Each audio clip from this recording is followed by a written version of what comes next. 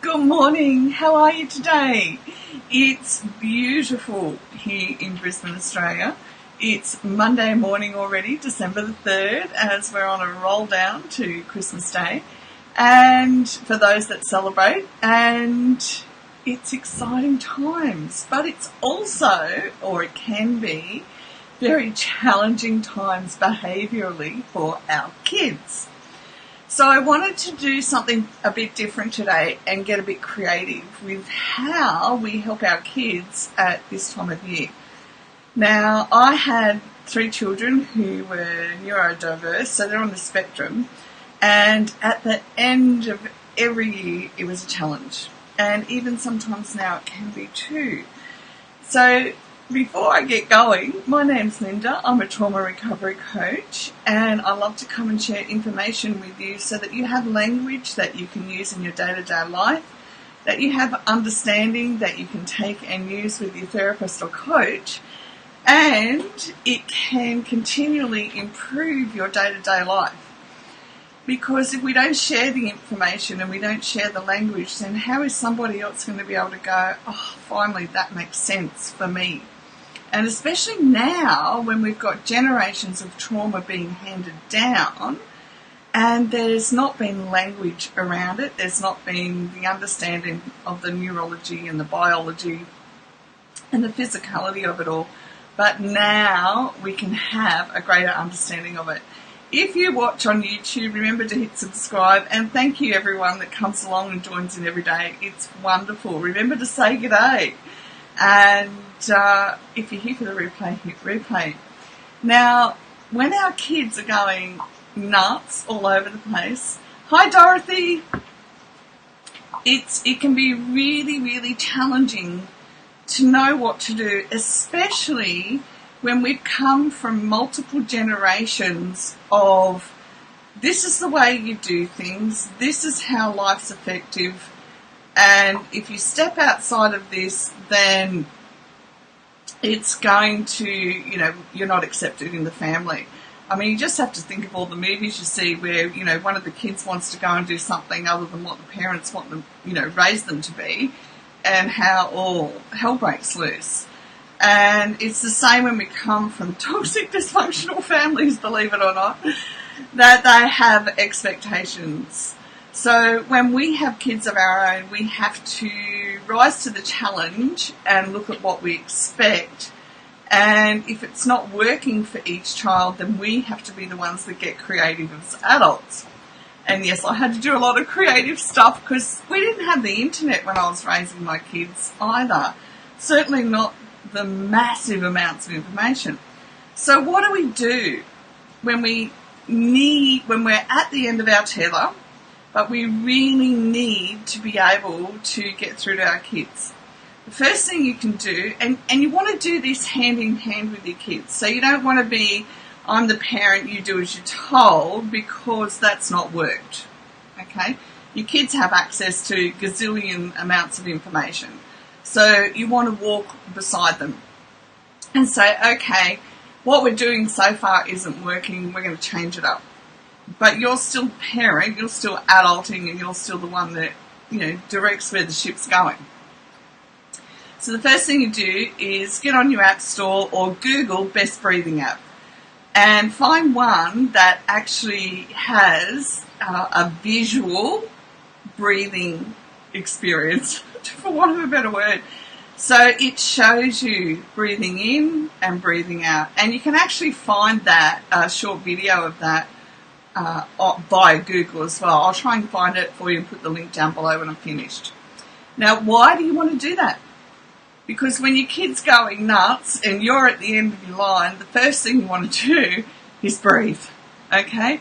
And you want to get them congruent with you, walking with you, and we're going to say, right, before we decide anything about the situation we're in, whether it's us trying to get out the door, whether it's trying to get them to bed, trying to get them to eat, oh my goodness, that's enough. That was enough to make me tear my hair out. We want to sit down and we're just going to watch the screen. So you want to engage their senses as much as possible. We're going to watch the screen. Right, we're going to put a hand on our chest and we're going to breathe. We're going to feel the breath going in and we're going to feel the breath going out. Now, as an adult, if you've come from a toxic, dysfunctional background or a background that says this is the way, the only way, then it's time for you to change it up for you as well. So practice your breathing in the quiet moments. Now, I didn't bring my actual Vicks with me, but another thing you can do, which engages the senses, is get them to smell things. Okay, I only have a bottle of perfume at the moment, but needs must. If it's all you can grab at that time, then you just grab the nearest thing and say, here, smell this. Because what you're doing is changing up cognitively, and they're going to look at you like, seriously? What are you on? But just stand there, question, say, here, smell this. Just keep repeating yourself until they listen to you. Here, smell this. Or ignore them and just stand there smelling something nice. Or, if they get used to you handing them something to smell, change it up with a different smell. And the reason why is because they're smart. They're very clever. And they'll get used to you handing them something to smell in order that you're changing their behaviour. But then they go, but I want to stay in this really crappy attitude. I'm not going to smell it. And you go, okay. And then you can hand them something that just smells terrible. Just say, smell it. Okay? Now, this seems out there because we've never done it before. But I'm telling you, when we're at the end of our wits' end, when we haven't slept and we want to tear our hair out, it's time to change it up and do something creative and inventive. The next thing we can do is employ the sense of touch. Now, do all of these if you're an adult and you've been triggered, okay? Get something that has different types of fabric on it. Sensei actually do Sensei buddies, and they have different types of textures on their buddies. But to be honest, you don't even have to spend that much money. You can go down the local shop and just buy different textures of fabric and have them on a key ring or something, and just sit there and say, let's touch this. But do it with your kid, and it doesn't matter how crazy you think you're feeling, because we do, it's like, this is crazy. But the bottom line is, when we do the crazy stuff and it works, it's like, sanity is going to prevail. Now, the hitch comes when they amp things up. But you need to remain focused on, no, we're going to sit and touch, we're going to sit and smell, we're going to sit and next thing you know is talk about things. But not talk about things as in talk about what's going on. We're going to get them to use affirmations. So, simplest of simple. I am peaceful. Repeat after me. I am peaceful. And what you want to do is, again, get them to put their hand on their heart and feel, I am peaceful. Now, a kid that's going nuts is just going to look at you like, really? We're doing this? But when they see you at peace, they're going to want more of that than they are their behaviour. Now, what else can you say? I am happy. And feel it. I am happy. I am are the two most powerful words we can say. So get in there and I am happy.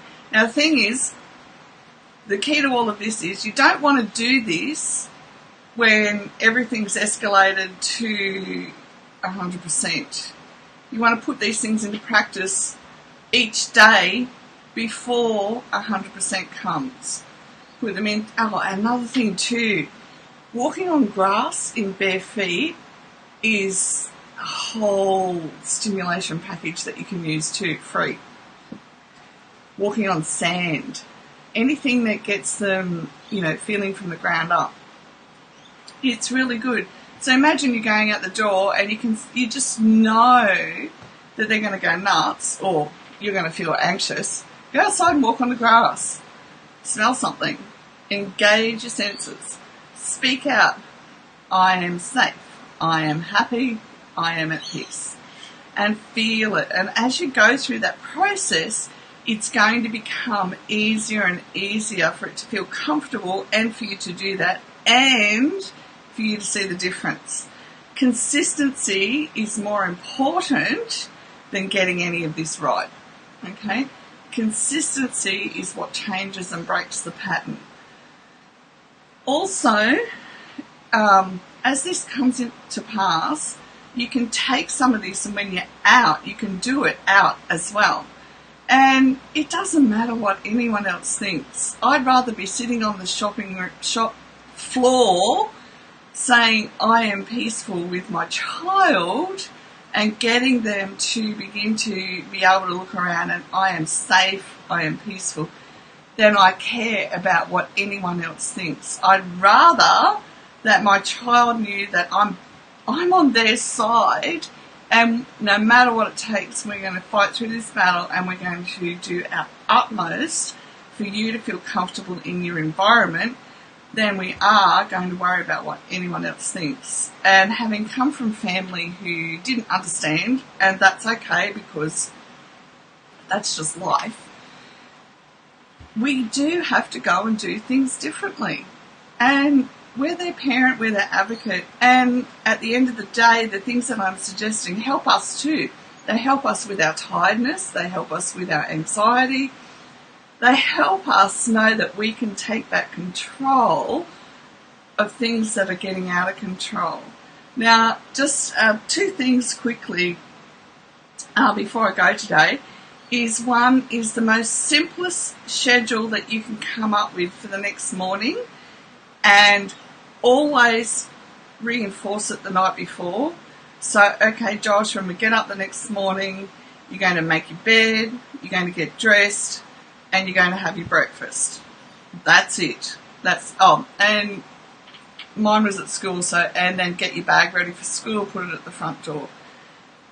The simplest of simple routines is what starts to build a resiliency into them in order that they have order, and when they have order, they come to rely on that order, and then they can begin to train their mind to go back to, this is order, this is what feels comfortable for me, this is what I'm going to do, okay? And it's a beautiful space to be in. But remember, each night, and look, for my kids, I use visuals, so I have a visual. This is the order of what you do things in the morning, and then we do it. And each night you reiterate, what's your order for the morning, until they know the order, and then they say, yeah, right, Mum, okay, I've got it. And you know what? It works, because it empowers them to start taking control over their life and their own environment around them, especially in a world that can be massively overstimulating. Okay? The only other thing I want to encourage you to do as a parent and as an individual is watch the film. It's actually a documentary called The Magic Pill. It is beyond priceless, especially the little girl. Okay? Watch out for the little girl, and you have to watch it right to the end to see the results, and they will blow your mind. Okay? I've never forgotten the big change in her. Now, the change in behaviour is not all about food, okay? It's a whole dynamic. It's complex, okay? But if we start somewhere, then we can progress step by step by step into areas that become easier to understand, because we've built the simple things into our kids and into our life too. I have a routine I do every morning as well. And obviously this morning my routine went out the door. And it did. My routine went out the door because my daughter started placement today for her course in aged care. So she's done all her study and now she's doing her placement, and I had to drive her down to where she does her placement, and it threw my whole morning out. And I'm not upset. It's just, it is what it is. So I'm 2.5 hours late to do my live, but that's okay, because I've I've done the adjustments long enough now. I know that over time I will adjust to what her different needs are with me. So I then have to reset my morning schedule, but it becomes easier for me each day. Now, this morning I slept in, which is not like me at all. So this is why we want to take these extra steps for our kids and for ourselves, so that once we have order, we have our centered, we're focused and we're centered on what we have to do, what we need to achieve, and we go from there. All right, have the most gorgeous day if you're in Australia or the Southern Hemisphere. Have the most beautiful, beautiful evening in the Northern Hemisphere. Thanks for joining in. It's great to catch up with you, and we'll be exploring a few of these things this week because so many parents are under pressure, and it starts with us. It really does start with us. The change for the generations ahead of us starts with us, and I know that we can do this. All right, have a gorgeous day. Blessings and dreams, and hopefully I'll be on time tomorrow. Bye for now.